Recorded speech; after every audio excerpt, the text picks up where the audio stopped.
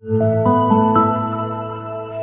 friends, it's Pastor Mike from Fellowship Church with another midweek message. Hope you're doing well, praying for all of you, care for all of you a whole lot, and hope you're staying safe this week. I want to talk a little bit about love again this week. The last couple of weeks we've talked about love. We talked about what it means to love your enemy. We also talked about how love is a decision. This week I want to give you an image. I love that story from John chapter 13 where it talks about Jesus washing his disciples' feet. Now, if you're familiar with that story, you know that Jesus has been leading his disciples, teaching, showing them what the kingdom would look like, trying to help them understand God better. And then on the last night of his life with them, it says that Jesus gets up from the meal, takes off his outer coat, wraps a towel around his waist, gets down on his hands and knees, and washes the stinking, dirty feet of all of his disciples. Something that none of them wanted to do for themselves. If they'd have had helpers in the household, they'd have assigned that to the lowest person on a totem pole. But there's Jesus, the leader of the bunch, washing their feet. And the Bible wants you to know that there's something behind the scenes, something in Jesus' heart that enabled him to get down on his hands and knees and wash all of their feet, knowing full well that the next day they would pretend they didn't even know him. And here's a verse I'd love to share with you on this day.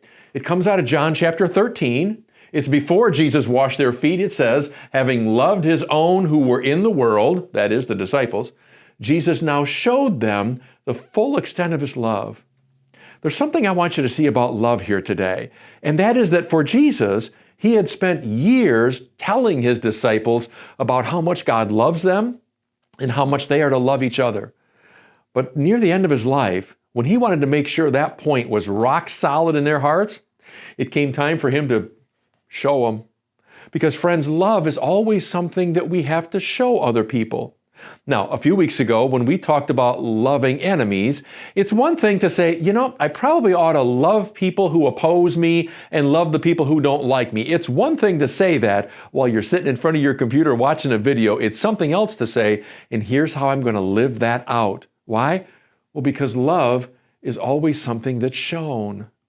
It's one thing for you to talk about the ways that you want to love better as a Christian, because after all, the Christian faith is all about loving people well. It's one thing to say, here's how I hope I can do that someday, but friends, it's not love unless it's displayed. There's a great passage out of the book of Romans 5:8, where it says that God proves his love for us in that while we were still sinners, meaning while we were still a mess, Christ died for us. But did you notice that word prove in there?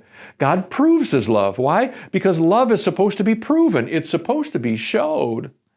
So for you and I to have this doctrine in our mind of saying, yes, I believe that the Christian faith is all about love, and I know that God loves me, and I'm going to try to love better someday. Well, friends, that's not love yet, because love isn't love until it's shown. And Jesus wanted to show his disciples the full extent of his love. So while he's down on his hands and knees washing their feet, I'd sure love to know what those disciples were thinking. And I'd really love to know what was in their hearts and on their minds after Jesus died for them. Because one of the last memories they had of him, washing feet, that's love. So friends, while we're thinking about love and committing ourselves to being loving kind of people, you really got to tack on something to the end, and that is we've got to think of ways to show love. So that when we say, I want to love better, we've also got a plan of action in mind that says, and here's how I'm going to do it. Because it's not love if it's only here and here. It's only love if it gets out here as well. Friends, I hope you live that out, because the world around us needs to see followers of Jesus who are living it out here as well. Go and love well this coming week. Again, stay safe. Know that we love you all, and we're going to prove it. And I hope you have a great week. Take care. God bless. Bye-bye.